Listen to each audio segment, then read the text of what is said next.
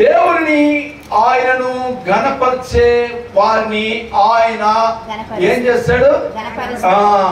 అదే గుర్తుపడి, ఇదే లాజిక్, ఇదే సూత్రం. మనం ఆశీర్వదించబడాలంటే మీరు ఏం చేయాలంటే మీరు దేవుని గొప్ప చేయాలి. ఇందాక నేను చెప్పిన మాటలో మహిమపరిచే విషయం అంటేనే ఇదే.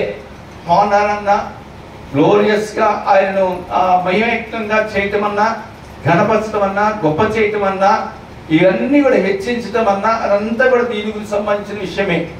కనుక ఈ మధ్యాహ్న కాల సమయంలో దేవుని యొద్ద నుండి మనం ఏదైనా ఆశించాలంటే, ఏ ఆశీర్వాదం మనం పొందుకోవాలంటే, ఏ దీవులైనా మనం పొందుకోవాలంటే, మనం ఉన్నతంగా ఆశీర్వదించబడాలన్నా మన పిల్లలే కానీ, మన కుటుంబము, భార్య, భర్త, పిల్లలు, ఇంటి వారందరూ కూడా వర్తిల్లే విధంగా ఉండాలంటే మనం చేయవలసిందల్లా ఒకటే, దేవుని ఆయనను హృదయపూర్వకంగా మనం ఘనపరిచే వారంగా ఉండాలి.